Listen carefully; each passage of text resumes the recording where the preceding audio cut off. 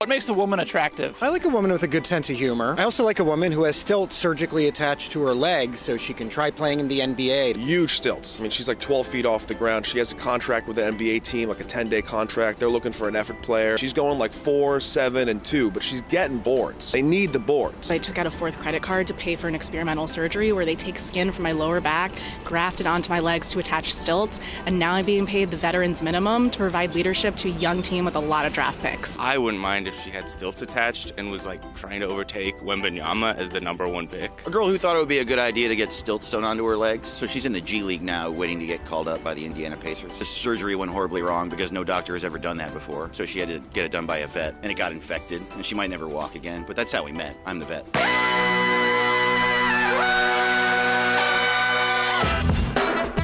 Good morning, sweet world, and welcome to the No Dunks podcast on the Athletic Network. It's Friday, February 24th, 2023. This is The Drop. I'm J.E. Skeets here in the Classic Factory, and alongside me, as always, that's Tass Mellis. Congratulations to USA Basketball. It's going to be a FIBA World Classic. Next to Tass, it's the bearded one, my top shot hot boy, Trey Kirby. Hey-o! Hey-yo! And last but not least, over yonder, making the magic happen, 2 super producers. It's JD and JK. How y'all doing? Hello. What's up? What's up, guys? Don't be afraid to say hello when I come over to you, okay? Yeah. All I right? think they went over that today, because yesterday they were both ready to go in with the how y'all doing and a hello. Today, letting it breathe. Yeah, that's fine. Nice stuff. Suspenseful. Shout out to the stream team. Joining us live on YouTube. We'd love to see it. Like the vid. Subscribe to No Dunks on YouTube. Get your comments in. Fire away there. Get any and all of your No Dunks merch over at nodunks.com. On today's podcast, our 900th episode with The Athletic. We got a lot. We're going to debate the worst of the week. We got a few nominees. We'll hand that out. We're going to hit the beach to answer a few of your questions, including whether trade requests are actually good for the NBA. We got Tweet of the Night. We got Rapid Fire Fun.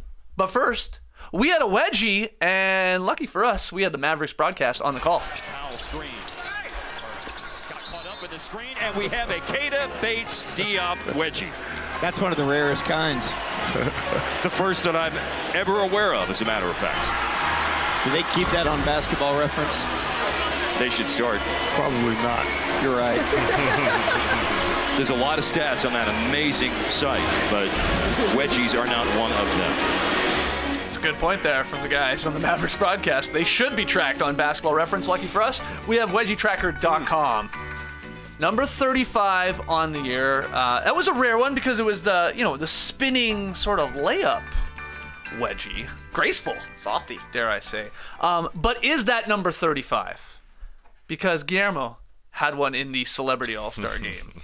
And it's not on wedgietracker.com. And I just want to make sure, I want to clear this up. Is it counting in our overall wedgie totals for the year? It feels like the Celebrity Game is getting closer and closer to getting a wedgie, because there was one in warm-ups of a Celebrity Game years back, if you remember that. Yeah. And we debated, should we count that? Now there's one in a Celebrity Game. Now we have to debate, should we count that? Then we'll get one in the All-Star Game. I guess We've had one. If we had one in the All-Star Game, we would have counted it for sure. Have we had one in the All-Star Game? Well, I thought we had one in the Didn't we? Celebrity Game. No, we already had one in a Celebrity Game. Guillermo, we had the No, but I Bubba think it Watson happened was be- pre-game, like in warm-ups, like Tess Yeah, said. Yeah, that was Okay. pregame. I thought Curry got a wedgie in the All-Star Game. Maybe I'm going crazy at this boy. point. I don't think we can count this one unless at the end of the season we're at 49.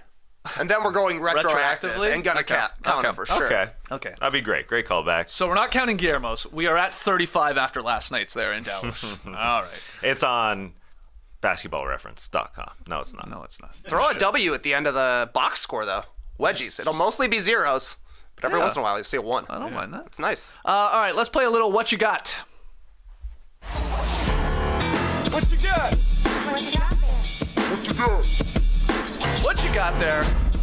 Just a fun way to recap some of the action last night, because there were a lot of games on for a Thursday night with everybody coming back from the All-Star break.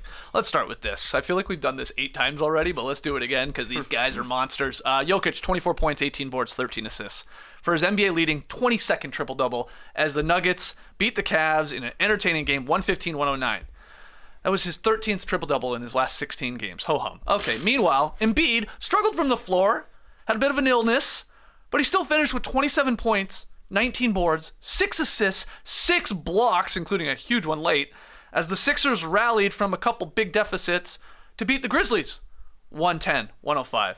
So the what you got question is the more dominant performance from last night between these two guys that are always battling for MVPs, Jokic or Embiid, what you got? Well, I think the Cavs and Grizzlies, both teams that lost, are showing that they're not ready to go all the way in both instances. Okay. They gave away a couple of leads. The Sixers over the Grizzlies on a 10-1 run in the last minute 18. That was crazy. A lot crazier, I think, than the Nuggets, who were down 4 with 5 minutes left, and they just chipped away. And Jokic, he made it happen, but he didn't have to shoot, really. I mean, he took 1 3 in the last few minutes, hit both his threes in this game, but he was just getting everybody involved. Porter was hot in this one. A wild sidestep 3 in the corner, late hit 6 threes. KCP hit all of his shots in this game, so he was just getting everybody going. And I think the Cavs were getting a little too cute, even though Mobley was awesome in the paint all game, 31. They were overpassing, I think, and just not finishing. While the Sixers, that was way more shocking that they were able to win with Embiid hands on his knees in the first half. I was watching with JD on playback, and I thought the feed stalled there for a second because it looked like Embiid was frozen. It looked like he wasn't going to be able to come back with that non-COVID illness. He's talked about having a foot injury. He played in the All-Star game. I just wonder how many games they're going to have to shut him down for, because they have a real tough schedule. 17 games and 31 March days coming up. It's super tough. He's going to have to sit. How's he going to hold up? Anyways, that was more impressive. How he blocked Morant, as you mentioned at the end. He just got up for it. 6 blocks in this one. So not shooting all that well, not looking all that well, but saving the day and showing that the Grizzlies got to get a little bit more offense than just Morant going straight to the hoop. That's a problem. I know Bane had a decent night, but that's the problem. Grizzlies, Cavs on both ends. And yeah, these guys, I mean, that was a miraculous Harden shot from the corner. That was miraculous that they came back and won that game. Which one are you going with? Jokic or Embiid? Performance, just last night. Just last night? Yeah. That's a tough call. I like that Embiid said he wasn't scoring well, so he had to go into Bill Russell mode. And he 100% went into Bill Russell mode. Yeah. 6 blocks on the night. You calling this a near 5x5 if you only have 1 steal? I don't know. He was over 5 anywhere else, but wasn't scoring, found a way to contribute, kept getting to the line, still running the court. But honestly, I thought James Harden won him that game. The guy dove on the ground for a loose ball in the fourth quarter of a regular season game, got it ahead to Embiid for the dunk, rocking the headband. In the fourth quarter, Harden went for 13 points, 5 assists, 2 blocks of his own. That was pretty impressive. The corner 3 that he hit was sick. The Sixers are rolling. Is it true that they're 27-4 since a really slow start? I think that's the number. I think that's the one I saw, but I can't lock it into my brain right now. But I was super impressed with that. For Jokic, though, I thought he was just masterful, specifically in the fourth quarter. 7 points, only took 4 shots, made 3 of them, a couple assists, 4 rebounds, but it was basically he would be in the post. Sometimes he would get the assist on the kick out. Sometimes it would bing around. Just any shot that the Nuggets wanted, they were getting in the fourth quarter. 8 assists on 10 makes, and then as their season has gone so far this year, nice one, as it's gone, they're great in the fourth quarter on defense. They held the Cavs to 18 points. The Cavs had 1 basket, 0 assists the last 5 minutes and 48 seconds of this game. I kind of thought Donovan Mitchell was a little too overboard in this one. 2 for 7 in the fourth quarter, kind of short-circuiting the offense. That's the problem for the Cavs to me, is their best lineups are always going to have 3 non-shooters out there. So you kind of need some magical stuff from Mitchell. I would have liked to see Garland handling the ball quite a bit more. So far this season, the Cavs are 21st in clutch offense because it comes down to Mitchell having to make great shots. They got to figure out a little bit better sort of offense to figure out there, because you can't go 6 minutes without scoring and try and win a game against the best team in the Western Conference.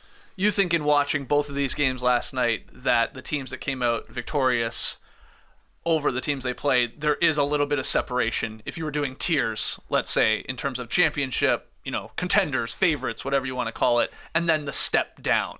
You have Denver and Philly in that upper echelon tier 1, and then it sounds like teams like the Grizzlies and Cavs a step below in tier 2. Yeah, I think that's totally fair to say. The Cavs offense in late game situations, this is happening over and over and over again. They get to the end of the game, and they just don't know who they are quite yet. And Mitchell sat for a chunk of that fourth quarter, and Garland was sort of the guy, but he wasn't finding his way. And it is interesting for them to play with non-shooters in Jared Allen and Evan Mobley, who had an incredible night. But when it comes down to things are clogging in the middle there a little bit, and they're trying to find that extra pass in the middle. It's a lot different than Jokic, the point guard, which he really is on the other side, just passing over everybody and passing it around, and even without an Aaron Gordon in that game. I felt like so much more space out there for the Nuggets when it came to crunch time offense. And if Mitchell's hitting his shots, then it's a little bit different. There were some in and outs and some rattlers, but I think it's clear. Yeah, the Cavs and the Grizzlies don't have it when it comes to fourth quarter offense. When teams like the Sixers, who do step up in fourth quarters, play D like that. It's just the way it is. It gets clogged, especially with the Morant. They need some more mid-range creators on both sides, really. And when you look at the results from last night, Nuggets win, Grizzlies lose in different games. That's now a 6-game difference between the first and second seed in the Western Conference. Has he wrapped up his third straight MVP here? You saw the straw poll, dog. You saw the straw poll. Put it in pen? He's way ahead. I mean, Embiid still has a chance. I think he's got another matchup with Jokic on the schedule, and Embiid dominated him the last time they played. I think that the Sixers have the Bucks one more time. So if he plays well against Giannis, that's a chance to make back a little bit of ground on Jokic. I was wrong. 27-7 since a 12-12 start for the Sixers. But if they keep playing this well, if Harden keeps looking this aggressive and creative, and the stream team is saying he was playing with a lot of heart, you cannot deny it. Yeah. The Sixers are going to be a tough out, but I mean, it feels like the ball is rolling again for Jokic here. And if he's going to have a triple-double in 98% of the games for the rest of the season, probably lock it up. Yeah, and the first seed and quite possibly even the best record overall in the league. I mean, it's you can't not give it to him at that point, I would imagine. But it's wild to see when you check the Basketball Reference, to go back to that site that doesn't track wedgies. The MVP award tracker, though, Jokic, by far and away the favorite. Nearly 70% probability, according to their numbers, and they're weighing it, based on previous voting results and all that. So it's Jokic 70%, Embiid second, around 8.5%. But you know who's on this list, down at number 5? James Harden. It goes Giannis 3, Luka 4, and James Harden there at 5, and just ahead of Tatum, and then Sabonis and Lillard and SGA and stuff like that. I know it doesn't matter as you get down really past the first 3, Jokic, Embiid, and Giannis, who really feel like the only guys that could probably win this thing. Maybe Tatum. Maybe. If they have the number 1 record, but yeah, Harden played amazing last night, and he's played really good over this, whatever you called it there, 30-game stretch or so. I think he likes the All-Star break, not being at the All-Star. Yeah, you're probably right. He was playing real hard in that, getting down on the floor. They did have to come back at the end against this Grizzlies team, but I do want to just reiterate, the sked is tough for them in March and the rest of the way, really. So I think they're going to get some rest for these dudes. I know Harden doesn't like the rest, but Embiid's probably going to rest at some point. You don't think they'll gun here then for the number 1 seed in the Eastern Conference? Because even though they're within striking distance, 3 back from number 1? It's true, but Embiid has said over and over and over again, I want to be healthy for a playoff run for the first time in my career, not have to sit in April or May or be sick or whatever. And then just watching him yesterday, it looked like he was going to vomit on the floor, and he played through it. And when they have 17 games in 31 nights, the sked it's not easy for them, so I doubt it. He's going to have to sit some. It must just be my selective memory, but it feels like Embiid is sick more than any other superstar in the league. I mean, just straight up gets an illness and is not 100% or can't even play. We got to pump this guy full of vitamin C or something. Right? Am I crazy? It feels like him more than any other star. He's got a bug always or something. Again, it's second round against the Raps. Yeah, that's for definitely. sure. Gasolitis. That was a bad one. Yeah. All right, next one here. Let's keep it going. Wild endings across the board last night. We had 3 in particular. Tatum, he scored 31, including the final 4 in the last minute of overtime. Celtics outlasted the Pacers 142-138. In Utah, Lauri Markkanen, he scored 43. He led the Jazz to an insane overtime win over the Thunder. SGA had a chance to win it at the buzzer. Boom, boom, bounced out. Win for Utah. And then in Orlando, after Paolo came up short on a driving layup, Wendell Carter Jr. rebounded the miss with a buzzer-beating dunk for the 108-106 win over the Pistons. So, Trey, you get us started here. The wildest ending last night, a couple of them overtime, and then that game winner there from Wendell Carter Jr. Celtics-Pacers, Thunder, Jazz, or Pistons-Magic. What you got? I got to go Jazz over Thunder because I thought Markkanen was like the most impressive player of anybody down the stretch. 18 points in the fourth quarter, 8 for 12 from the field.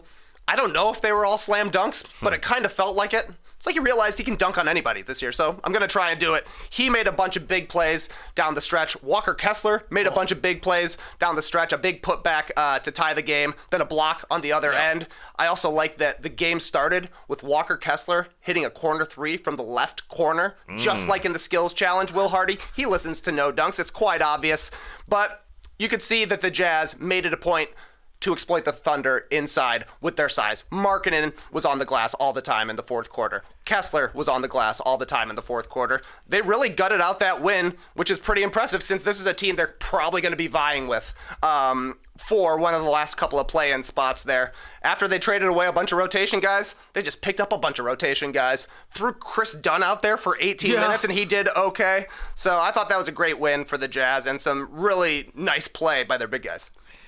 It's wild that they're picking up 2 10-day guys. Chris Dunn, Frank Jackson also. No other team has picked up 2 10-day guys in recent memory here, or in the last week. There's, a team here or there that's picking up a 10-day guy, but the Jazz traded away 3 rotation players. Now they're picking up 2 10-day guys.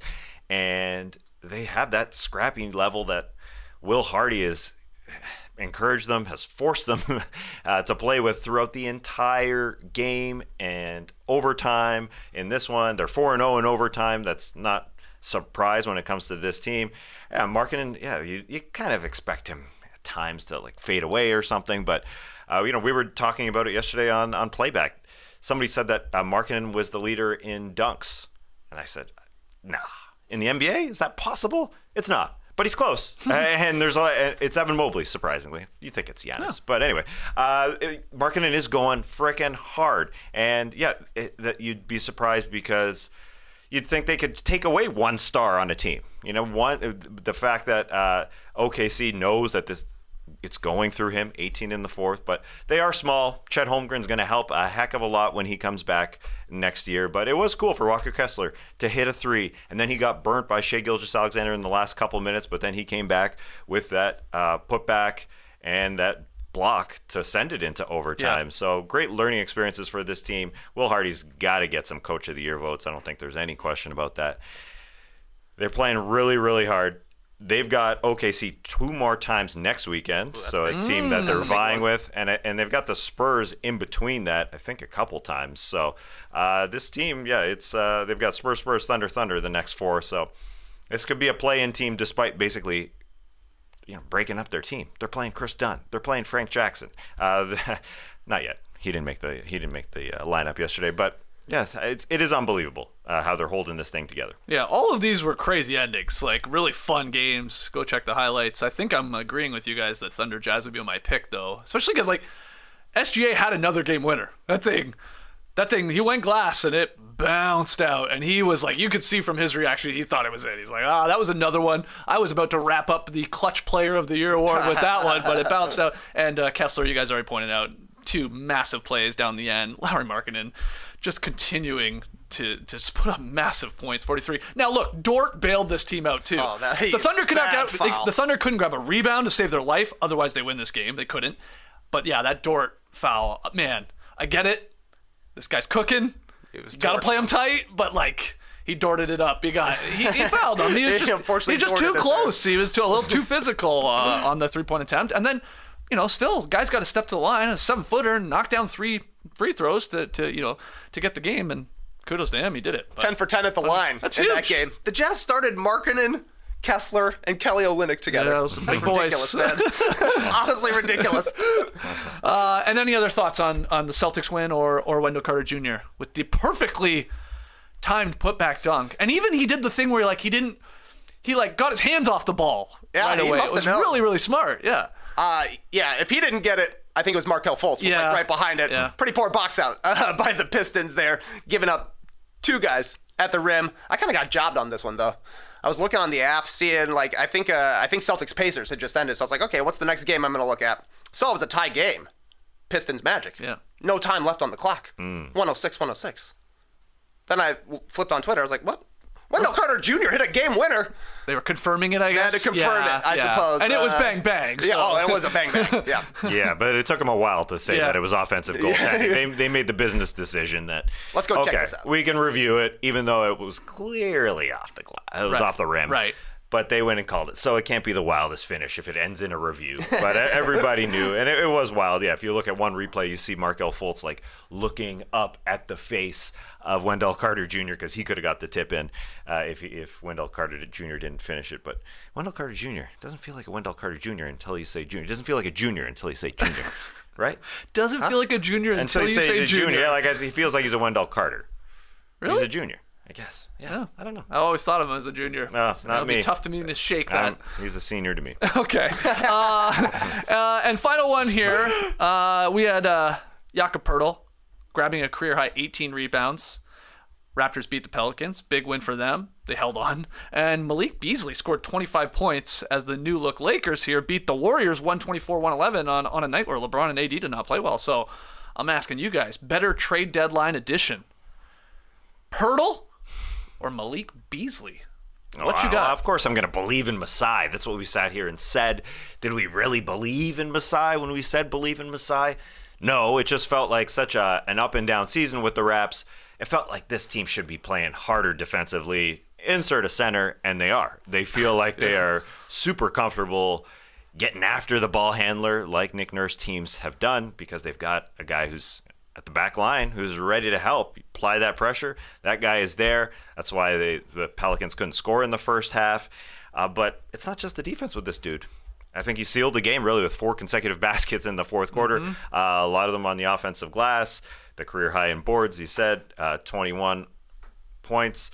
First time he scored 50 in a 2-game stretch in his career, according to the Murph dog, Blake Murphy. And it was a full. The guy's got a game. I mean, he's just really, really good. And they lost the 3-ball battle, which we know the Raps do. That's what they're going to do. But they're still able to win this game because they've got a guy like Poeltl. But I will say it's a good sign that Barnes, Siakam, and OG, who's back, who helped a lot, are getting the shots up. That's what they need to do to stretch out that offense a little bit. And they've just been bad defensively. So to see this team 11th in offense and 18th in defense coming in, if they could get anywhere close to the top 10 defensively, that's all we expected this team to be. A really, really good defensive team, sort of a mediocre offensive team, and be a tough out. And they look like they're that right now. People expected Poeltl to help the Raptors, like you said, because they needed a center, but it was more like, somebody to set some screens, do the dirty work, protect the rim a little bit. I don't think Raps fans, even those that were very high on Teenage Mutant Ninja Turtle Poeltl, coming in were like, he's going to give us 30 in one game, then he's going to go 21 and 18, win us games down the stretch. You see the block he had on, I think it was Herb Jones that drove baseline. He just erased that. All those offensive putbacks. 7 of his 18 were offensive rebounds, and that was huge to help score New Orleans in second chance points. I mean, this is best case scenario, like wanting him coming in and like giving the defense some life. And now they have a little bit more of an identity. But Beasley also good last night, hitting 7-3. So where are you going? I actually think both teams got exactly what they needed, and in kind of completely opposite ways. Like the Raptors got more sturdy and steady, getting Poeltl. Their team makes sense. Like they're playing an NBA lineup now, not just a playoff lineup. Not to mention, he's bringing good vibes from being there before his relationship with Pascal Siakam and the other guys that he came up with. Clearly, the Raptors are happier now having Jakob Poeltl back after years of wanting him to come back. For the Lakers, they got Malik Beasley, which actually makes them a little bit more volatile, I think. There's a lot more variance for the Lakers. Beasley's played 4 games in LA, led him in scoring twice. Awesome. The other 2 games, he scored 4 and 8. Yeah. That's just how it is with Malik Beasley. As somebody in the stream team is saying, sometimes he'll miss 9 threes, sometimes he'll make 10 threes. Yep. They kind of need that. They just need somebody to let it fly. He was letting it fly last night. If the Lakers can have games where neither LeBron or AD is their leading scorer, that's a win.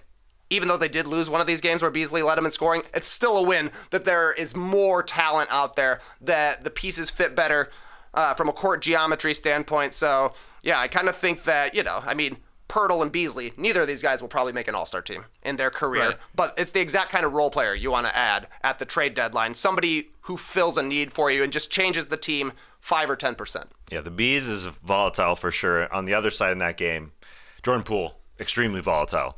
It was a close game going into the third quarter, and Poole just got pretty shot happy, bad shots, and then bad fouls from the Warriors. There wasn't the same old turnover thing. They were just playing bad defense and reaching, and they're doing this small thing where they go incredibly small. Kevon Looney is on the bench, but they can't get it together defensively. So I just wonder if Looney ever gets back out there in the starting lineup. They obviously need Curry to come back. So you can just say, oh, Curry will come back and fix this, and it's possible, but he needs to come back and put everything in order on that team. Lakers had a very good night, too, with that win, and Beasley going off for 25 and hitting all those threes, because they win. You get the Blazers losing to the Kings. You get the Thunder losing to the Jazz, though they're chasing both of those teams. You get the Warriors losing, of course, to them. Pelicans losing to the Raptors. I mean, these are all teams. You know, again, the Jazz won because they were playing one of the other teams there, but all those other teams, they all picked up L's last night. So, big night for the Lakers as they try and get into the play-in. And, you know, maybe even try and get into that top 6, although that's a lot of work to do on that front. No, I guess they're 3.5 games back. That's crazy. Though we only have 20 games left, which is also crazy. It's playoffs every night in the Western Conference right now. Yeah. You've got to win and hope that the teams you're competing with lose. It's funny you say that. I mean, I'm watching the Raptors game last night. The playoffs have started for the Raptors, too. It's like every game now, it's like, oh, here we go. Like, they almost blew this game last night, too. Like, holy crap. Brandon Ingram, man. Oh, my God. I think he's one of the best guys in the league when he's on, when he gets cooking to, like, watch. Even though he's going against my team, it's like, oh, my God. He's like Kevin Durant. He's like, how do you stop that? He shoots it so high, he's so long. You can't stop it. He was finding a rhythm. But anyway, every game now feels like that because, you know, the Raptors are in 9th. They're trying to catch, obviously, the Knicks, the Heat, the Hawks above them.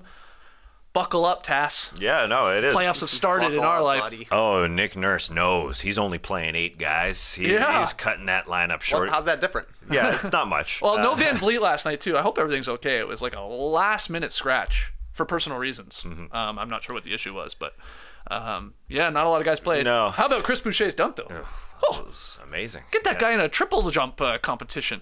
Holy crap. Like Mike Conley Jr. Yeah. Mike Conley Sr. Senior. Just wanted to say Junior again. But yeah, they're cutting Malachi Flynn. Jeff Doughton's playing. That means it's defense time. So it's buckle up. All right, let's take our first break here on what I think is going to be a very long edition of the Drop Podcast. When we come back, we got Worst of the Week nominees, and we'll hit the beach to answer a few of your questions. Don't go anywhere. Back in my day, you didn't want to be called a meathead. It's up there with bozo, jabroni, numbskull, and a bunch of other old-school insults you do not want to hear. But these days, maybe it's good to be a meathead. A butcher box meathead. Butcher Box takes the guesswork out of finding high-quality meat and seafood you can trust. We're talking 100% grass-fed beef, organic chicken, pork-raised, crate-free, and wild-caught seafood that's humanely raised with no antibiotics or added hormones. You can get just what you want delivered right to your doorstep with free shipping in the continental U.S. and no surprise fees. You can choose from a variety of box plan options from curated to customized and change your plan whenever you want. You get high-quality cuts that are hard to come by at the grocery store at an amazing value, plus exclusive member deals so you can save big on your favorite cuts. With recipe inspirations, guides, tips, and hacks, you'll be cooking up mouth-watering meals in no time. Personally, I've thrown down a Butcher Box sous vide reverse sear ribeye a few times, and it is always a banger. 135 degrees, 1 to 4 hours, if you are interested. If you're a certified meathead, you're gonna love this. Butcher Box is offering our listeners one of their best deals yet. A 100% grass-fed chuck roast and a whole organic chicken free when you join, plus an additional $20 off your first box. Sign up today at butcherbox.com/nodunks. Use code NODUNKS to get a 100% grass-fed chuck roast and a whole chicken free in your first box, plus of course $20 off. That's butcherbox.com/nodunks. Use code NODUNKS to get this special deal and that beautiful chicken. Well, rough one this morning. Rough one Saturday morning. Why? Skeets, what did we forget to do? We forgot to eat. Oh, yeah. We forgot to eat on Friday night. We had a VIP party, we had a live show, and then afterwards we end up at, where were we? Dick and Dixie's, I think. Whew! Late one, a lot of beer, very hungover the next day. Skeets punished himself by literally running up a mountain the next day. I am not that fit. I stayed in my room. I did a nice short ab workout followed by a nice gentle yoga sesh with my friends Emma and Dennis from, yes, that's right, Peloton. Listen, there's different fitness levels and I'm not quite the same as Skeets, and that's okay. There's something for everyone on the Peloton app or the bike or the tread, no matter what your fitness level or hangover level you are. The Peloton isn't a bike, as I said. They also make treadmills, have tons of other classes like yoga, strength training, HIIT,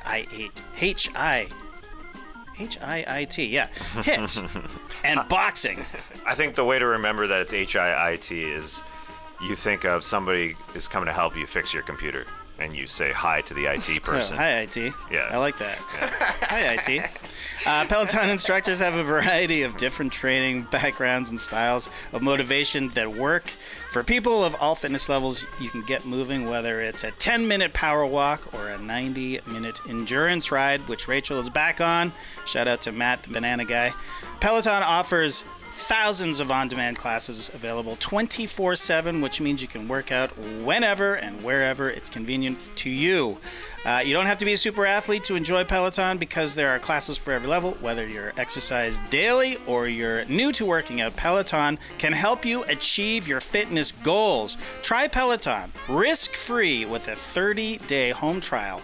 New members only, not available in remote locations. See additional terms at onepeloton.com/home-trial. All right, back with your boys here in the Classic Factory. 1,000 of you watching live. We love to see that. But only 145 thumbs up. 14.5%. It's pathetic.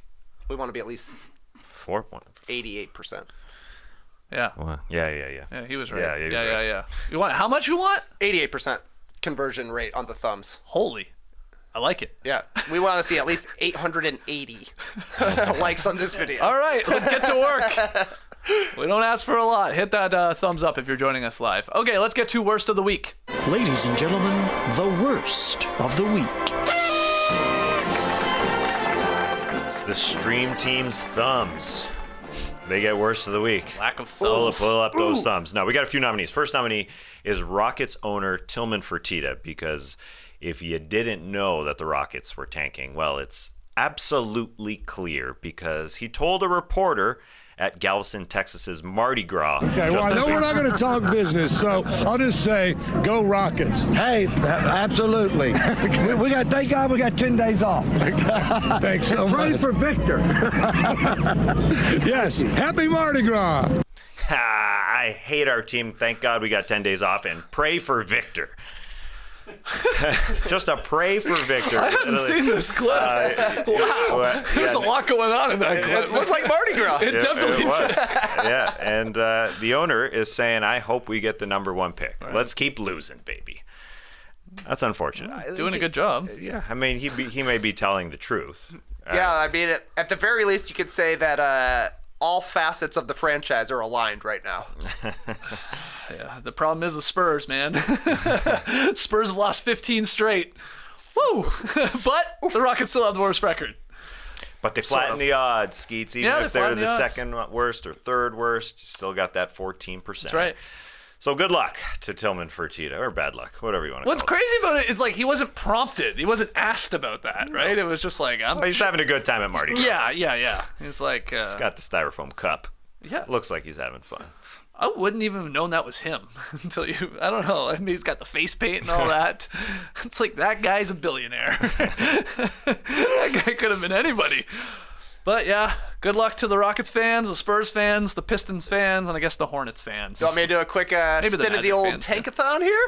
Just see how it's going? Yeah, give it a spin. One spin only. One spin only. One spin for the Congratulations to the Houston Rockets. Hey, there you go. You did it. 10 days off. Oh, and congratulations to the Bulls dropping up to number 4. That's huge. That's big time. Yep, that's big. Good for you. That is huge. All right, just go with this one, please. Yeah, send it. Top 4 protected.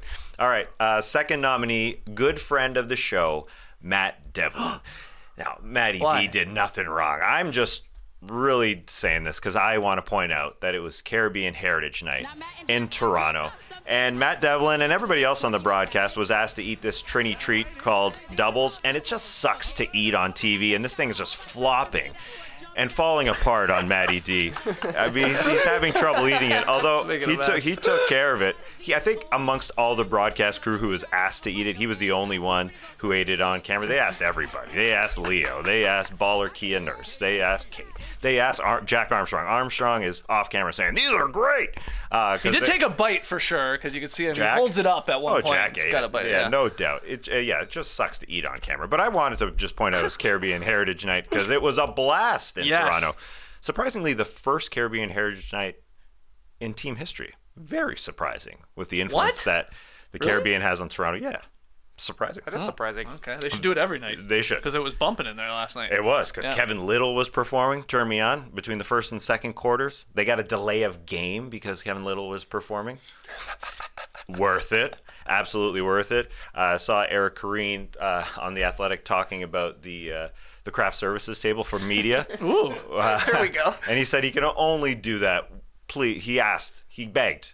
Only once a year, please, for his waistline's sake, because he was going to town. It was far better than the usual media spread. But it was a blast in there. It felt like old times. Yeah. It felt like probably the loudest it was this season. Yeah. I mean, I haven't been to any games like in person up in Toronto, loud. but watching it came through on the screen for sure. I was double checking. Randy's Patties, that closed, right? I do believe that was that's my favorite Jamaican patty. But then didn't Drake? patties. Okay, I swore like Drake thought about buying it, and so is it coming back? I mean, I checked. It is closed now, but there was something with Drake. I remember that was our shout out to our guy Daryl. Loved the Randy's Patties. Doesn't Jay have a shirt? Wow, exactly 1 year ago today, February 24th, 2022. I'll buy Randy's right now, commented Drake. I don't think he has. Well, what happened? Yeah, hopefully it comes back. He bought There's other Cameron's spots. mink instead. Bought all these wrap things. Yeah. Instead of a patty shop. Save Come the on. shop, man. Jeez, get your priorities straight. Okay. Eric Kareen did say there were beef patties.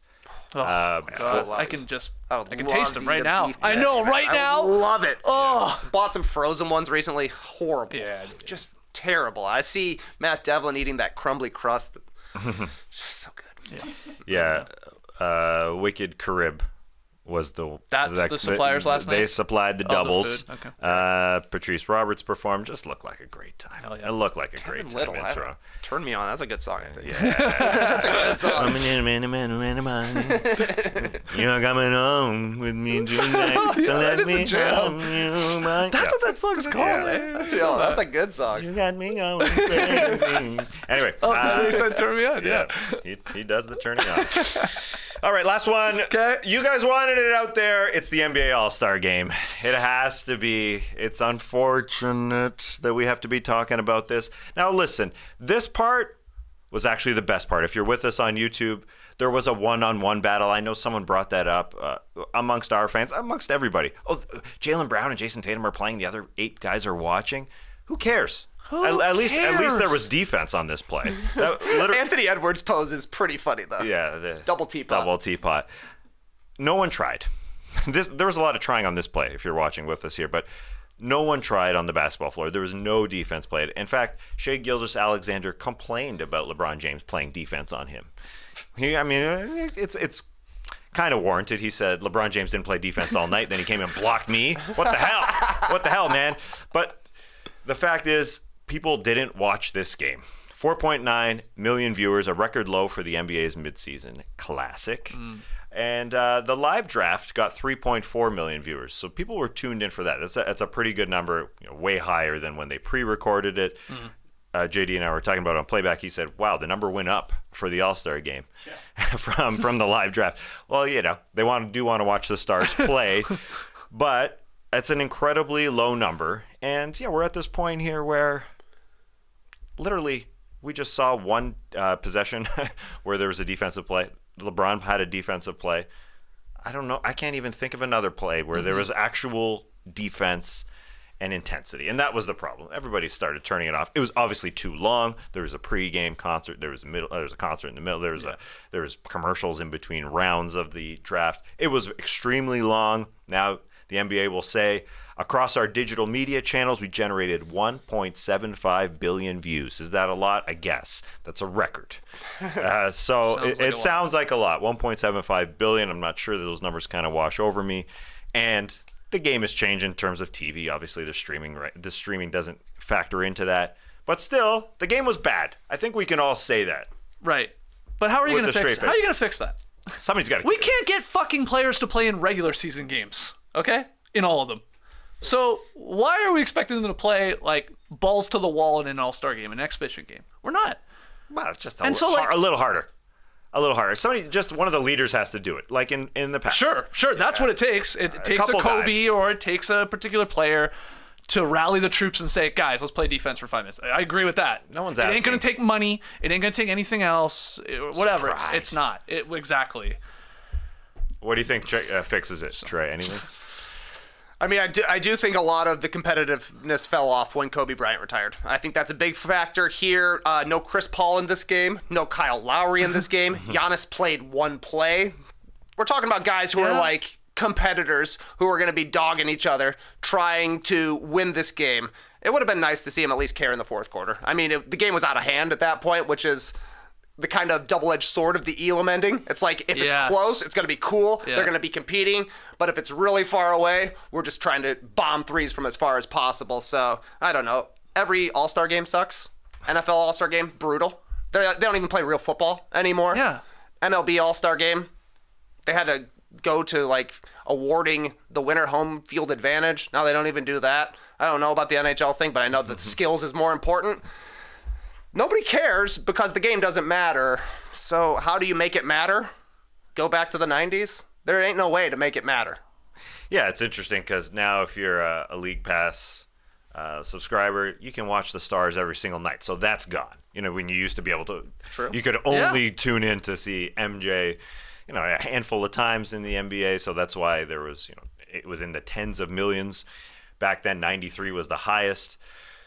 So things have obviously changed. At the same time, it just feels like I don't really have a solution. The Elam ending is really interesting. Do you just do an Elam ending every single quarter because you're just playing to a number? Then it's like 4 different games, and it doesn't feel like one All-Star game. It just feels like these 4 different parts. It just takes a couple guys. I do agree. If Giannis it's the guys. It's not how the ending. It's not the scoring system. It's not money to charity. It's not money for the players. It's none of that. It's the guys. That's all it comes down to.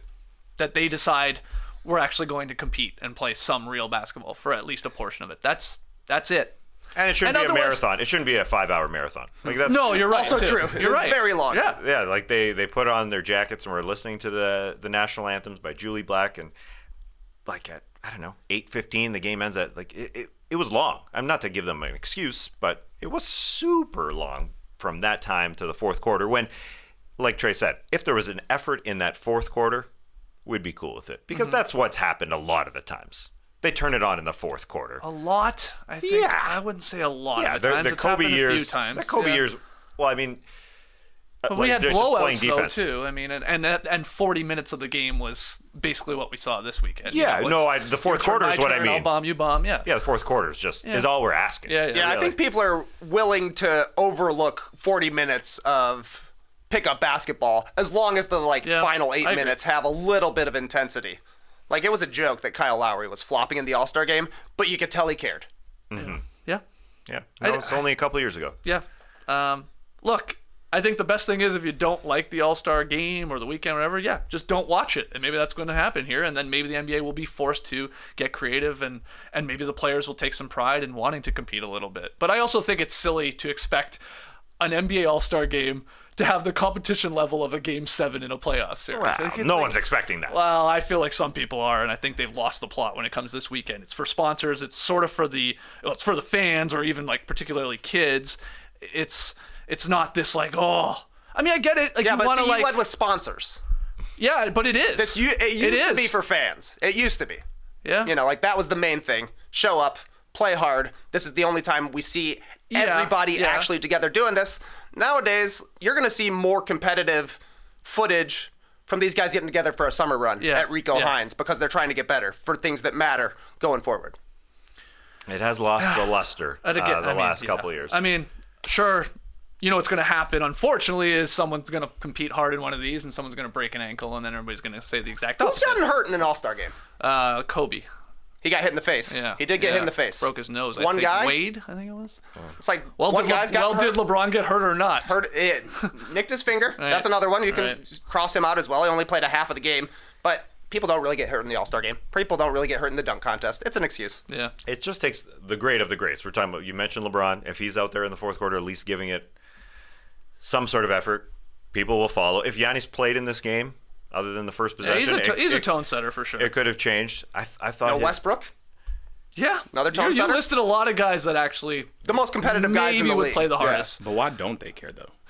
Like, it's cooler what's to not care. What's the reason to not care? Yeah. Because like all these people that's in the league right now, they're all talking about Mamba mentality all the time. But, It's true. Great but call. like he would play hard. Like, you know, when I was a kid, they always was playing hard. Vince Carter, Kobe, Tracy McGrady, all those guys were playing hard. So what's the reason to not care if it's for the fans? I don't want to have a revisionist history here because they didn't play hard all the time. No, they didn't. No, but I'm glad you said it because they It's like you didn't said, at like, all. You know, they were kind of competing, having fun throughout always the been game. like They're having But then fun. when you get to the fourth quarter, and that was the whole point of the, you know, three Elam ending, quarters yeah. and the Yeah. Elam thing, right? Yeah. So I don't know. It bothers me. Yeah, I think Tom Ziller put it pretty well. He said, let's not get player empowerment mixed up with player entitlement, because that's what it felt like. I'm here. I'm one of the best. I don't have to try. And it just didn't feel right. Felt wrong. Mm-hmm. That's it. I mean, it does start with the peers. Get it done. Somebody's got to try, and then it'll happen. And you know, now I think about it too, the league has done a good job of like giving these guys time off after the All-Star game. Like that was not a thing, right? It was like Definitely, you basically were right back into the second half of the season, on the and Tuesday. so it's not like you don't have much of an excuse to like compete for a couple minutes for sure. You know, I guess despite not wanting to get injured, sure, but yeah, these guys sit out a lot of games during the regular season, so that's an issue as of itself. But yeah, an All-Star game, whatever. Anyway, the fans Good one. were Had to be on asking. the list. It had to be on the list. The Yep. fans were asking for it. When I went out there, I threw out the tweet. It was like 80% All-Star game, or the fans who complain about the All-Star game, which was good as well. Yeah. There was some complaint. Yeah, just shorten it a little bit. Anthems, fine. We'll do the anthems. Post Malone, post the game maybe. He was good, but we don't need him pregame. You know what? Just one quarter. Just play one quarter. Okay. Why not? So now we don't go think hard. they're playing hard because like, damn, this is a long Well, basketball I game. watched 4 hours of it, and the game hadn't even started yet. We had like 2 anthems and then 20 minutes of Post Malone. Yeah, man. Yeah. What? Treat it like the celebrity game. Like, just lean into the goofiness of it.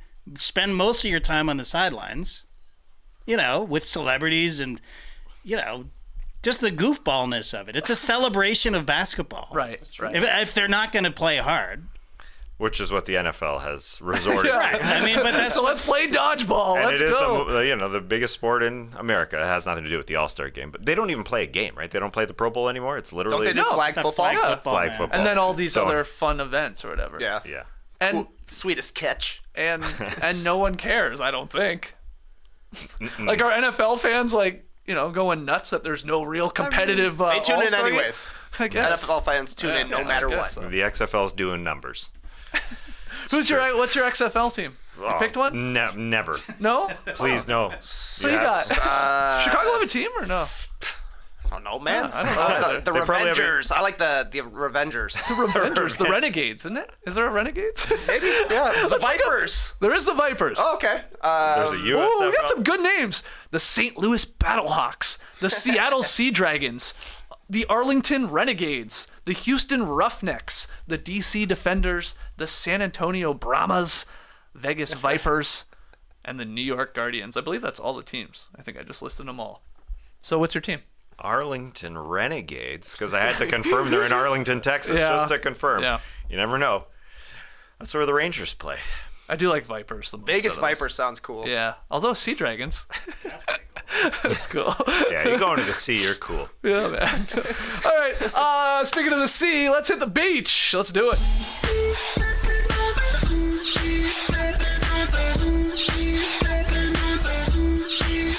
questions here. The first one actually was not emailed in or tweeted in. It was sort of a leftover cue from our NBA Reddit podcast, or a leftover thread, I should say. It's from Pizza Chomper 874. Again, by way of NBA Reddit, check out yesterday's podcast. We had a blast going through some of our favorite NBA Reddit threads. So, this is what Pizza Chomper 874 writes. So, what do you and the guys think about Kelly Iko's 7 out of 10 possibility of Harden coming back to Houston this offseason? Do you think it's a good move? Should the Rockets even be happy about that possibility? And let's go live to the Rockets owner, Tilman Fertitta from Mardi Gras. Well, you slipped this into the podcast yesterday, this 7 out of 10 comment from our guy Kelly Iko at The Athletic about the possibility of Harden coming back. What do you think of all this? Yeah. It sounds too strange to me. He's going to be 34 this offseason. I can see James Harden somewhere down the line saying, I love Houston. I'm going back. But now, with the state of the team, right? It's too soon. Like, maybe. Okay. If let's configure this scenario, construct this weird scenario where, let's say the Sixers win the title. Oh, wow. Okay. I think it's more likely that he would go back to Houston. He'd be like, I'm done. All right, I got it. Yeah, I got it. I got the thing.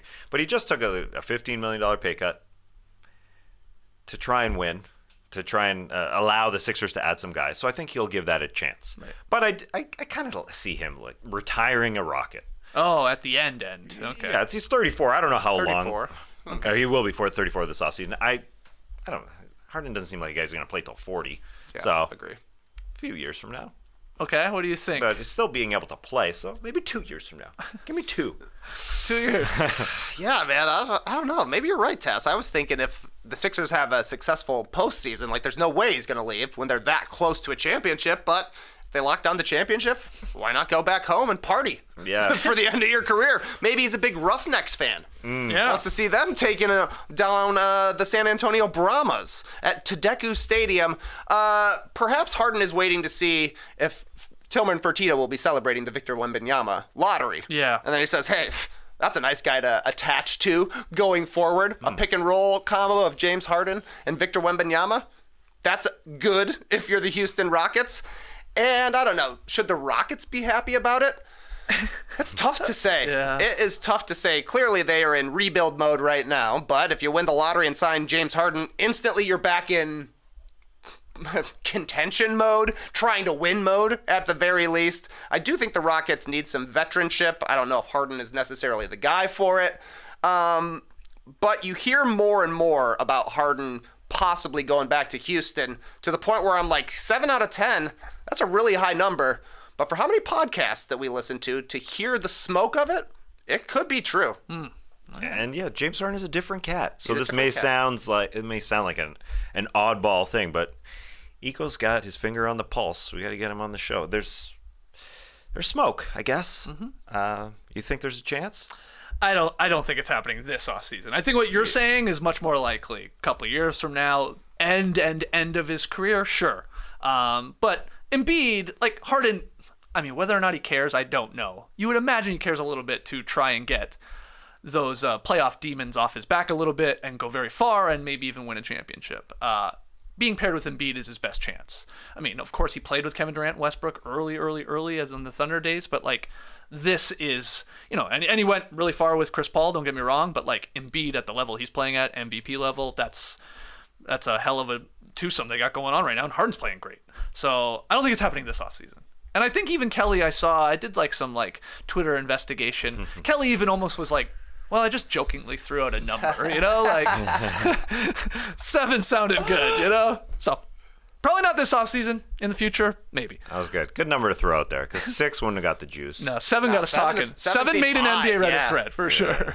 All right, this next one by way of email, it's from Finn. Over All-Star Weekend, Kevin Durant said that star movement shouldn't be viewed as a disruptive influence, but instead as a major driver of interest and revenue. So it sounds a little crazy at first, but is KD right? Are trade requests, like he did or has done, like Kyrie did, good for the NBA? Again, this is from Finn. TK, Does Katie have a point? Is this good for business? He has a point, but I'm a little conflicted here. There's no doubt that slop carries the NBA from January to mid-February. The games are at their most boring. People care the least. Players sit out all the time. And more people tune in, to our show included, when we're talking about trade rumors. Yep. So he is absolutely right that it drives interest, but it drives interest away from watching people play basketball. So I don't know. He's right. It could be even more of a slog, though, if we didn't have trade rumors during the middle of trade season. But also, like, it definitely takes away from what's actually happening on the court to the point where you're looking at teams and saying, I can't wait to see what this team looks like when they make a move. I don't even care who's here right now. We'll see what it looks like in 6 weeks. Yeah. It's a strange thing. Because he's right. More interest. But does it convert to people actually watching basketball? Doesn't necessarily seem like it. Yeah, I don't think so. I think it plays for the fans that will always watch basketball.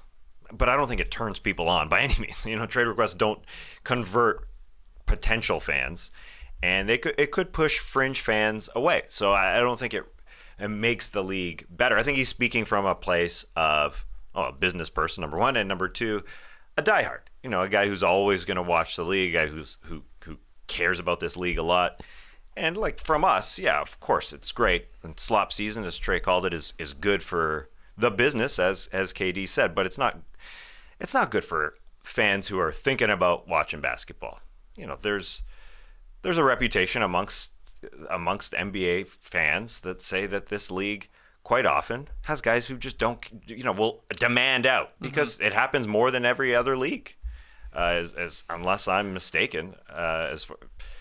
It obviously happens in football, F-U-T bowl, but it doesn't really happen in North American sports very much to the extent that it happens in basketball. So it's a turnoff for some, but it's a good business move as well. Yeah, look, you can see it from both sides. Yeah. Ben Golliver had a great article in the Washington Post about it.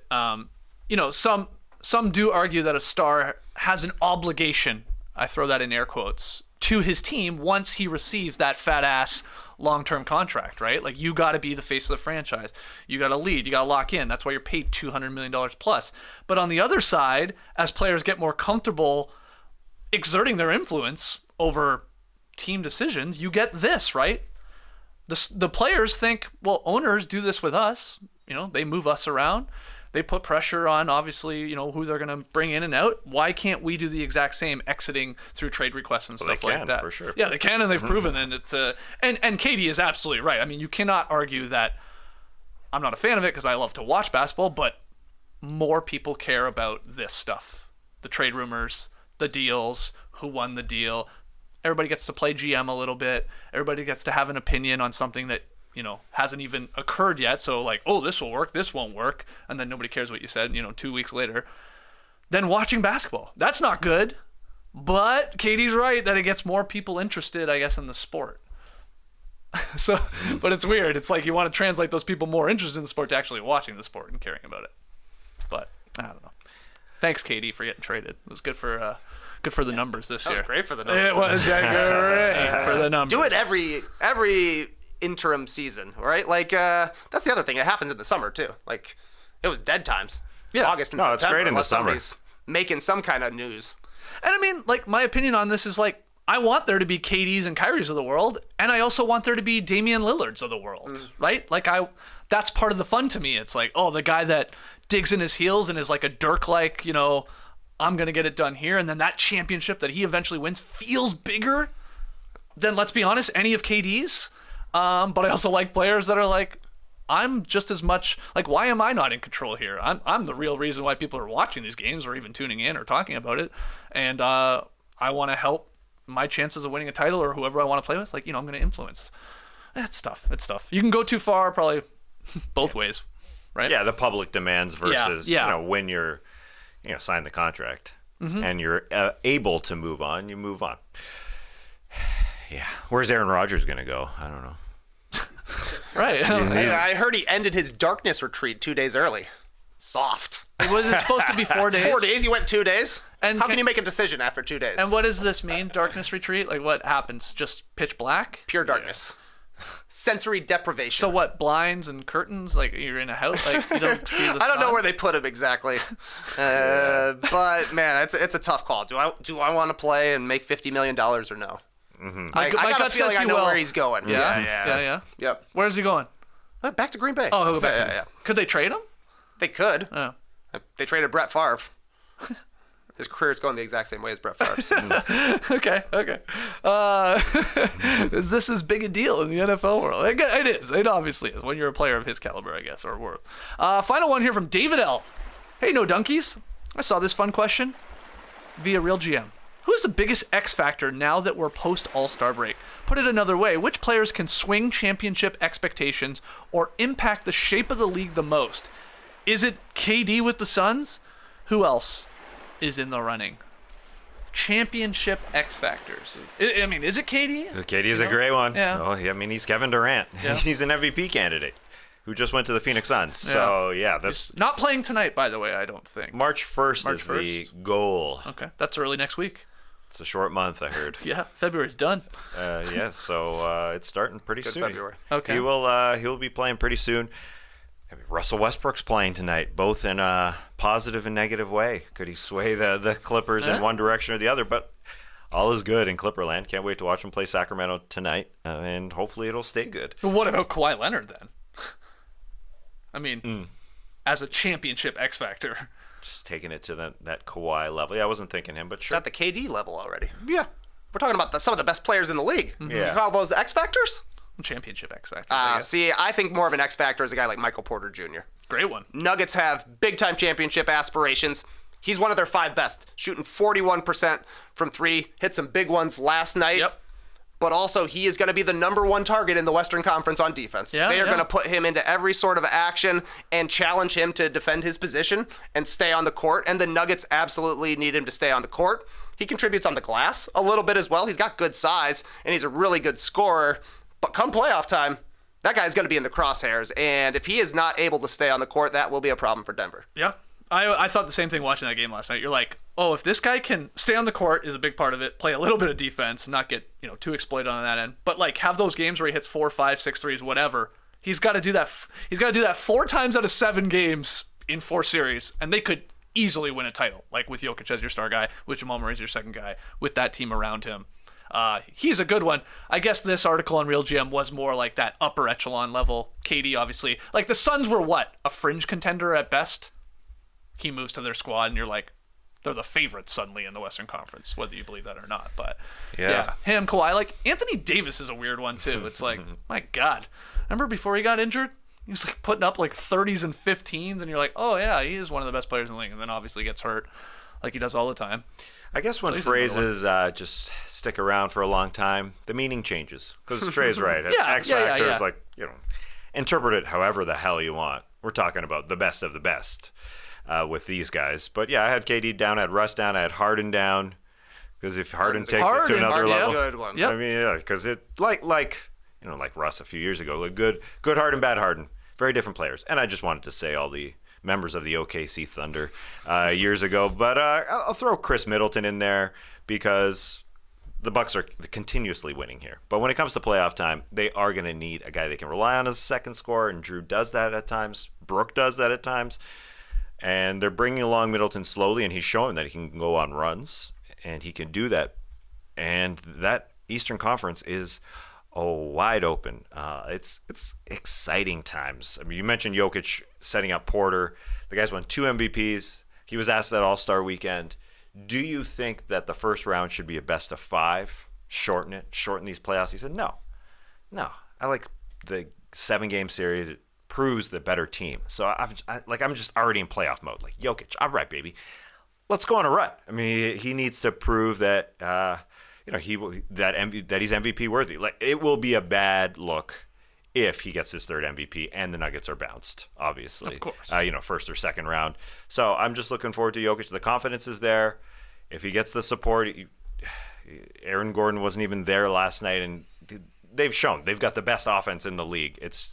It is on that defense to just hold it together, to just be pretty good because the offense is great. just back to the Bucks for a second. Do you think come Monday morning when we're here doing winners and losers of the NBA weekend, will the Bucks winning streak still be intact? They play the Heat tonight.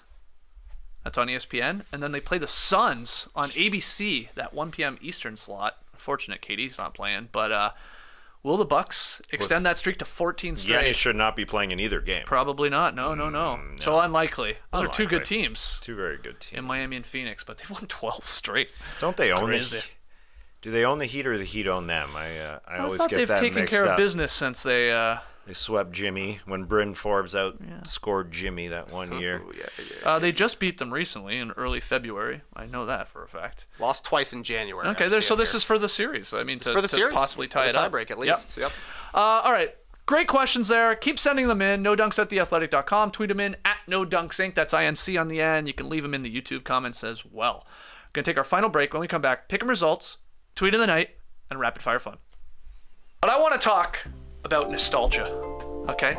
Being a kid. A couple of my favorite things, obviously, the movie Rad. I say it all the time. I would include dunking on a mini hoop as a kid. Dwayne Kelly, my next door neighbor. We had it like attached to sort of like his front porch somehow, and we would throw down dunks on that. Playing Nintendo, that's a given. And eating cereal while watching cartoons. Eating cereal while watching cartoons. Why can't I say that? Eating cereal while watching cartoons. Nailed it. Magic Spoon has replicated your favorite childhood cereals to taste good, but each serving contains 0 grams of sugar, Tasmelis. I love that. 13 to 14 grams of protein. Trey Kirby. Yeah. And JD, listen up, 4 to 5 net grams of carbs per serving. Nice. As little carbs as possible. That's Thank right. you. It's keto-friendly, gluten-free, grain-free, soy-free.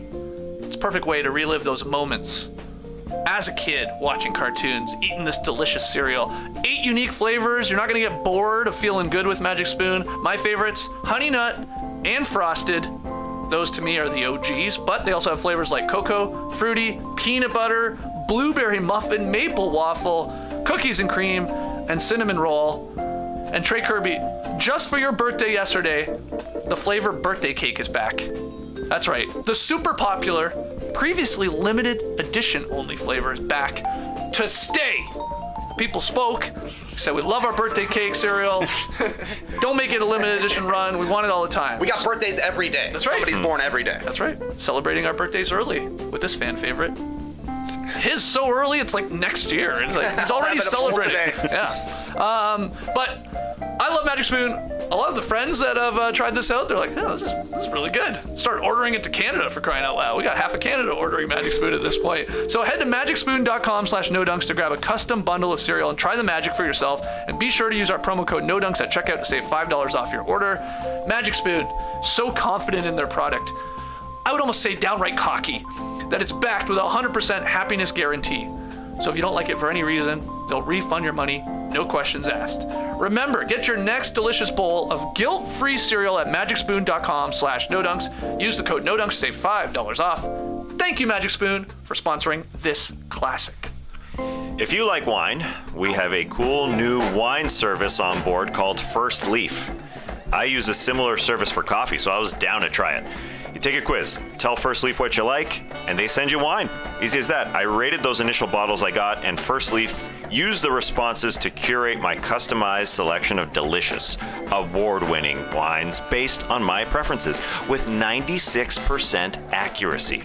Well, 96% accuracy for others, 100% for me. They got me and my wife from the jump, no problem. We had a Grenache. Then we went to the Andes region for a sweet Argentinian red, and then we traveled to Italy for a bottle with David on the front. Honestly, the bottles are just nice to look at, like Serge Ibaka. First Leaf does art. It's America's most personalized wine company. They take the guesswork out of wine selection, and they always send a variety of new and exciting wines right to your door, with each bottle priced lower than what you'd pay at a wine store. You even get to choose when to receive your wine. I like that because I was in Salt Lake City. I picked and chose the exact time when someone was going to be home. It was easy. And every selection is backed by First Leaf's satisfaction guarantee. Sign up today and you'll get your first 6 bottles for $39.95 plus free shipping. Go to tryfirstleaf.com/nodunks. That's FirstLeaf.com/NoDunks to get your first 6 bottles for $39.95 plus free shipping. Try FirstLeaf.com/NoDunks. When it comes to pick'em, Trey Kirby stays hot. We do not. Yep. You took Denver. You had some points to play with in Cleveland. Straight up win. Hit the money line on that one. Way to go, TK. You're 8-5. We had Cleveland to cover. Looked good for a second, and they fell apart. So I'm 4-9. You're 5-8. What's tonight's game? We mentioned it in the last segment there. Clippers and the Russell Westbrook era beginning tonight. They're 6.5-point favorites against the Sacramento Kings. Feels like I can't pick wrong with this music behind us here. And I'm glad I'm picking with Trey because we got the Clippers to cover by 7 at home. Wow. That's big. Although the Kings played last night. Yeah, they did. But they blew them out, too. Yeah, so, yeah. Clips are fresh, sure, but you're right. They blew them out. So what is going to happen? I can't wait. Is Russ starting? Has that been declared? Nah, Ty Lue's going to keep that a secret. It's a secret, man. But he's got a plan. Clippers have a plan for the Westbrook man. Well, then we shouldn't even be allowed to bet on this game without knowing if Westbrook's starting or not. That's why you took the Kings? Yeah. Took the Kings because I like them. That was my reasoning. Hey, I got some points there. It feels like a big line. That's a big line. Yeah. That's a big line. Friday night. Boys back from the All-Star break. Come on. A lot of games last night were close. It's a great point. A lot of games last night were What close. a point. And only 25 minutes for like all the Sacramento starters they last killed night, them. which is big time. I meant to bring this up. Did you consider the Blazers maybe a worst of the week? Particularly Damian Lillard? Not playing last night? Oh, yeah. Because he sat on an airplane for a long time, over 2 days. Like, the Blazers got hosed sitting on the airplane for 7 hours one day and then 4 hours the next. But then they decided we're resting Jeremy Grant. Now, he was concussion protocols, so that made a little more sense. But Damian Lillard, I'm pretty sure was resting because the guy had been stuck on a plane for 12 hours over 2 days. It said Lillard bracket chilling on plane. No, it said rest. But it's a little weird. These games matter. Plane legs. Oh, yeah. You can walk. I know. I'm You're honest. I'm a allowed. little confused. Unless somebody in the stream team correct me, there's an injury I don't know about. That's what I think they did because it was it was a long ordeal getting there. Oh, yeah. I mean, I get it. That sucks, but that's the reason not to play? What? Stop writing fire bars, man. Get some sleep. Exhausted from all of these rhymes. But man, what a starting lineup for the Blazers last night. Cam Reddish, Ryan Arcidiacono, Nasir Little, Matisse Thybulle, Drew Eubanks. That might be the most random starting lineup we see in the NBA this season. Wow. Yeah. Have they begun the tank? Well, I mean, that's... I saw... they can't get to the bottom 4. There's no possible way. But you can increase your chances to get from that, the 10, 11, 12 spots that they're in to the 7, 8 spots. Yeah, I saw a Blazers fan tweet just that. Are we leaning into the tank? And I'm checking right now. I'm pretty sure I saw Damian Lillard respond with a basically no way or something like that. I'm trying to find. Yeah, no way, to quote him. No way. Quote Damian Lillard. Chad in Portland tweeted, he's verified, with 24 games remaining, I am all about the Blazers doing whatever is necessary to increase their odds to land Wembanyama or a top 4 pick. Damian Lillard with the retweet. No way. No way. But not playing last night. Fascinating. They got the 9th best odds right now. Their pick is protected 1 through 14 to the Chicago Bulls. So let's spin the lottery one more time for the Portland Trail Blazers. They moved down 1 spot, 10th. Damn. Keep the pick. Damn. Okay. Yeah, nice. Let's get to tweet of the night. Tweet of the night. Wow. Twitter. Trey, tweet of the night. What do you got? Oh, big tweet coming to us from William Payne at Tweets by Coach P, who says, "Okay, Hoopers, you can only have 2 of these basketballs. Which 2 of these balls are you taking?" And then he listed 6 classic basketballs: the Wilson Evolution, the Spalding Legacy TF1000, the Nike Elite, the Wilson NCAA official game ball, a Baden Elite, and the new Wilson Evo NXT. Skeets, which 2 balls are you picking here? Why is it 2? Men got to pick 2 balls, Skeets. I was the only thing I could think of was picks 1. It was maybe he meant which one do you want for indoors, which one do you want for outdoors? And I was why 2? Why not just pick 1? Look, a real hooper can hoop with any of these, but if I have to pick, think I'm taking the Wilson Evolution. Yeah, that's my favorite. That is the standard, the gold standard of basketballs. Just love the feel. That's why it's number one. That's why it's in the number one slot here. You're just picking it. Everyone's You're picking it as yeah. well. Yeah, can't talk yourself into I can't. Spalding. No, these foreign balls. No, thank you. I feel like you have a Spalding basketball, don't you? I'm pretty sure I do. I mean, it's in like rough shape now. Looking. Yeah, but that just means it's well loved. Oh, of course it is. That's what I mean. I can play with any of these, man. I've played with this Wilson Evo NXT. That's the new one. It is like crazy neon orange. It is so orange and honestly a little bit too soft, but I feel so old because, like, I mean, I checked the quote tweets. I checked all of the responses, and people are like, real ones, no. Number one. Got to be number one. Got to be number one. Okay. I remember when they came out. It used to just be the Wilson Jet. Then it was the Wilson Jet Evolution. Then they did it like this.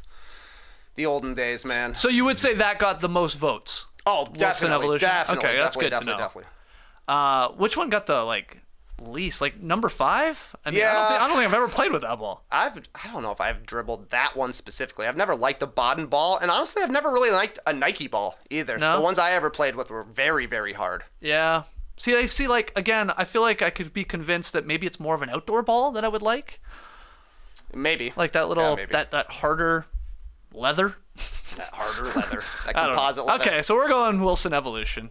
Clean sweep. Ash, you got a preference here? Yeah. Yeah, you got to go with the OG Evo for sure. Okay. Yeah. Good. I love it. The OG. If it's not that, it's the league ball. I like the league ball, but it's not on here. Oh, I'm interested to hear that because I've got like an official league ball pretty well broken in now, but if I take it to a run, people are like, what is this thing? Yeah. It's so hard. They don't like the luxury feel. We full grain leather. We hooped on Wednesday night. It was my first time out in a long time. A part of it because we're finally back to the 2-hour run. That was nice. But my ball, it's old. Like, it needs to be retired. I need a new ball. I said to someone there, I was like, I'm looking for a new ball. This is maybe very helpful to me. Maybe just don't overthink it. Just go with the Wilson. They got a lot of new colors out. The ball, still orange. Classic. Yeah. And honestly, like one of the greatest colors of orange. A Wilson Evolution basketball. Perfect orange. But now it says Evolution, and outside of the word Evolution, the border of it, you can get a gold one, kind of the classic. But then they have like purple, blue, bright green, bright yellow, wild So stuff. just the accents on the ball. Yeah, you're saying. yeah. Okay. Yep. All right. Ooh, I like purple. Yeah. All right, I might have to look into this. Yeah, purple one. Hey, what's a basketball going for nowadays? Like 85, 90 bucks. 99, so okay. I gotta go return mine. From Dick's? Yeah, I gotta take my ball to Dick's. They sold me a lemon, man. Really? Yeah, it's the first basketball I've ever had that loses air. Oh, so there's maybe a hole somewhere. Yeah, we played Wednesday, pumped it up beforehand. Played this morning, still fine, but by next Wednesday, it will be flat enough that I have to pump it again. Huh. And that ain't right. No, sir. Dick. No, sir. I will Tell say him that- to throw in a pump. You always lose a pump. Dick has plenty of pumps. Keep a pump in a car. That's what you should do. Or in a Pump go-to in the spot bag. in the garage. Yeah, the pump's a bag. That's an even better color. You're right. I'll say what about Wednesday night's run, though? There was a lot of great basketballs. We had too many options. We had so many balls. Usually there's like one. There was like, okay, it's that one. And the rest are sort of garbage. We had like 4. I think we were switching game balls because they were all that great. So maybe everybody got new basketballs. I don't know. It's good. Good to be back out there. All right, let's wrap up this Drop podcast with some rapid fire fun. All right, I got the questions. Tass, Trey, I believe JD answering over yonder. First one, recently, Damian Lillard. He wrote and performed a new rap song while the Blazers were stuck on a plane for 7 hours due to snow. His best line, we talked about it yesterday, shooters in the locker room like we the Wizards. Oh, solid use of time, Dame. I don't know why you couldn't play the next day, but anyway. Guys, besides sleeping, what's something you'd like to try and accomplish if you were stuck on the tarmac for an ungodly amount of time? Tass. I'm giving you an honest answer. It's a boring answer. Okay. It's quite boring. I would finish a book. I would read a book. Back to the Wall is when I read my books. There's like, we're stuck on a tarmac for 7 hours. Like I brought one to Salt Lake City. I read a few pages. You're LeBron James with that book? No, not One quite. page only? I got at least 4 pages in. But I got into the book. But if I was on the tarmac for 7 hours, I'd get that thing done. I think. What hour would it take for you to then to really crack into that book? Well, Hour 3, 4? Yeah, it's been cracked. It was a good time. I was reading it to Trey while he had his bandana over his eyes. Sleeping on the Plane.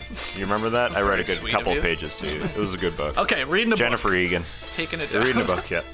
Trey, what are you doing? I'm putting all of my efforts in to convincing the airline personnel and the flight attendants to let down the slide.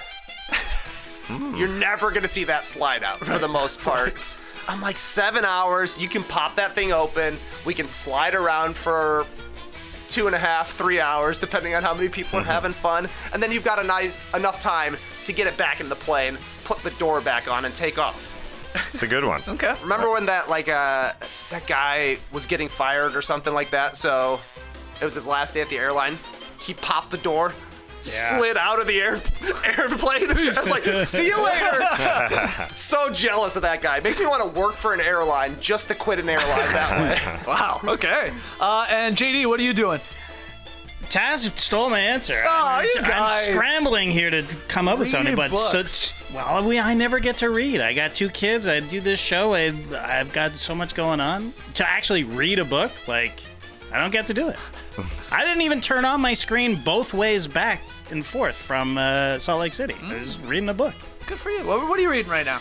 I got 2 on the go. Always nonfiction and fiction. Right now, the nonfiction is a history of Bloody Sunday, 1972. British paratroopers open fire on Irish protesters, and then the other one is called The Anomaly, which has a terrible plane scene in it, awful, sort of like a Bermuda Triangle type of thing, but people get into this terrible turbulence and then they start dropping like flies after months after. I was like, okay, I put that one down, and I read about the innocent protesters getting shot because it was too much. Something lighter. Yeah, exactly. Yeah. Okay. All right, next one here. Last week at the NBA's annual Tech Summit, Commissioner Adam Silver unveiled several new features to become part of the future live gaming experience, especially through streaming. The most noteworthy moment was probably the integration of augmented reality. Silver brought out Ahmad Rashad, scanned his body, and then inserted him into a Taylor Horton-Tucker highlight. I can't stop thinking about it. In fact, I can't look at Horton-Tucker the same ever again. To me, it's Ahmad Rashad from here on out. But anyway, my question off of this, seek out this clip. It's really wild, really weird. What show and character would you like to be beamed into, Tass? A cliche answer here. I am going into The Wire. That's the cliche part. I'm going to be Poot. If you remember Poot, definitely thought it was Pooh for the first couple seasons. But anyways, so he and Bodie got to take out Wallace, Michael B. Jordan. Right. Michael B. Jordan, Wallace's character, is labeled as the snitch. They got to take him out. I'm going to convince Bodie that we ain't killing Michael B. Jordan. We're keeping Michael B. Jordan alive. He's not number one. He's not a snitch. Number 2, he's Michael B. Jordan, and we're going to take care of that guy. I mean, that was heart-wrenching. I said first couple seasons. That was just the first season. It was Trey Chaney's character, Poot. I follow Trey. We're friends on Twitter. I'm looking up Poot. I remember Poot. Yeah. Doesn't he go on to work at a shoe store by the end of? He absolutely works at a shoe store. Perfect. For Jacob's Athletic Shoes and Sportswear. It says here. Well, teaching everybody about the heel lock. Forgot about that. I brought my own flavor to this one, guys. Actually. All right, good answer, Trey. What about you? What are you beaming yourself into? I want to be Tom Green's co-host on MTV's Tom Green Show. His name was Glenn Humplick. Yeah. Guy despised pennies. Had like a phobia to pennies, so Tom Green dropped like thousands of pennies on the desk, putting them in his mouth, all kinds of stuff. And Glenn's just dry heaving the whole time. Yeah. What a great clip. If there's any show that I want on streaming more than this one, I haven't seen it. Yeah. Okay. Wow. Great answers here. What would be the phobia for you? Like, what would what's your phobia? Tom Green What's your have penny to... phobia? Is it dimes? Nickels? Dimes. He's a basketball player. Yeah, for me, it's like It's a dime bag. like touching things. Touching slimy things. Slimy things. Yeah, Okay, slimy so things. texture. Like, Yeah. Yeah, can't do that on television. So maybe you play like that blind game where you have to touch stuff, like, constantly on social media. See, like, What is Figure it? out Yeah, this put your shit. hands into a box. What is this thing? Snakes, Don't like Grapes. insects. We used to do that like Halloween, right? Oh, Like yeah. you'd like its brains or whatever. I forget what they always said grapes were. Right. Eyeballs. Eyeballs. Thank you. Yeah. Thank you. Skin grapes. All right, JD, what are you doing? Augmented reality. What are you putting JD's body and onto what character? What show? Very simple. Kramer in Seinfeld. The guy's got the best life on television, right? Like, he's got a great neighbor who feeds him constantly. He can just go in, come and go as he pleases. He does whatever he wants, whenever he wants. Doesn't seem to have to work. Right. One time he set up a whole talk show studio in his apartment. Yep. I've literally done that. Sort of, yeah. I mean, didn't he have, it was the Merv Griffin. The Merv Griffin set that he found and thrown out. Classic episode. That is a good one. You have a hot tub? Do you have a hot tub? I don't have a hot tub, but I would put a hot tub in my house and fall asleep and get hypothermia or whatever. He's got like harmless adventures. Tass, going into the wire is insane to me. Like, honestly. Very stressful. Like, I know you want to save Michael B. Jordan, but my God. It's too traumatic. I just want, like, simple 22 minutes. That's a good point. Go to the coffee shop, crack some jokes, and call it a day. Well, that's the fiction, nonfiction balance, JD. Yes, yeah. You're right. 100%. Final one. Again, we brought this up on yesterday's NBA Reddit podcast. LaMelo Ball, his driving, very dangerous. We showed you a clip on that podcast. Him ripping out of the arena's loading dock and blasting through red lights. We do not condone this reckless driving, but he is just 21 years old.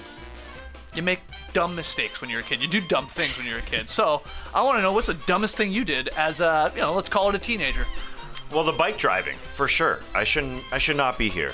I was a wild bike driver. I would fly out of my cul-de-sac blind, as hard as I could.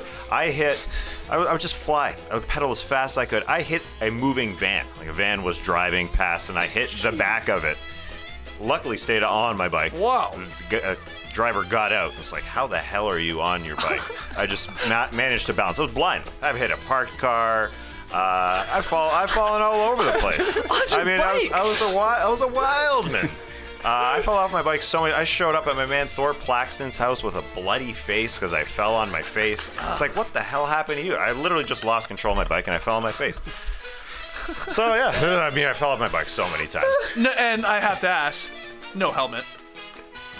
Back in my day, you didn't wear a helmet. They didn't make them back then. Exactly. I know. Now there's cool ones at Dick's. Great ones with mohawks. Those are cool. Well, that used to be the reason I didn't wear a helmet. I looked like a big dick. Wear your helmets. We're on your bikes. Okay. What about you, TK? Come on. You did some dumb things. Did you when say you you were had a friend named Thor Plaxton? Yeah. Oh, man. Great guy. I wrote down some names from high school. Chad Humbers and Craig Peter. I thought I was going to be Thor Plaxton. Thor Plaxton. 10 times better. Bob, see you later. Given name Thor. Given name Thor Plaxton. I did a lot of dumb things. Had a friend convince me that hot glue on the back of my hand wouldn't hurt. It does. Okay. Poured a bunch of gasoline into a creek, set it on fire, called it firewater. Dumb. We've heard that one. That's dumb. Yep. Smashing mailboxes, heard it. Fired a potato gun in a van, heard it. But I think the dumbest thing I did in all of high school, wearing tearaway pants. Come on. Me People too. pull your shorts off. Me too. So suddenly you're just walking around in underwear? In your boxers. Yeah. And they were everywhere. Like every brand made tearaway whatever. Yep. Ridiculous. Yeah. Tearaway. You gotta wear two pairs of pants just because you have a tearaway on. fad. Oh god, those are fun. JD, dumbest thing you did as a teen. I mean, wasn't a teen. I was the same age as LaMelo. And I brought this up on the Is This Good? It's the same answer as Tass, but it's riding a bike, but it was a motorcycle. Oh, yeah, but look how cool Oh, yeah. God, you both look me and my girlfriend just bombing around Corfu, Greece.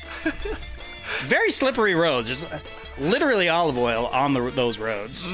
And this is a rare photo that I'm actually wearing shoes riding this motorcycle. Because sometimes I'd go with no shoes. Like, so incredibly stupid. Those are Jordans. Those are Jordans, yeah. Styling on them. Jesus.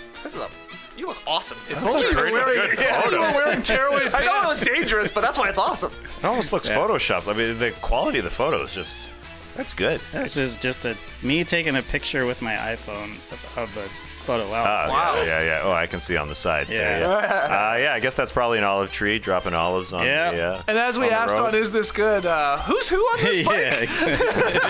Who's you and who's your girlfriend? Guess. I'm driving. I'm kidding. Look at the light on that bike. That's nice. Great answers, guys. Let's hear from everybody out there. Love to know the dumbest thing you did as a teenager. Drop it in the stream team. Drop it in the comments. Tweet them in at NoDunksInc. That's it for us here.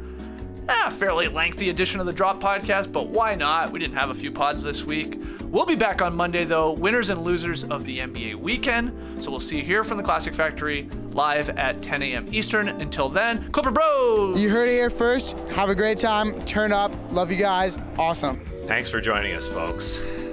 Get ready for the rest of the season. So I got nothing. Brace the weekend, people.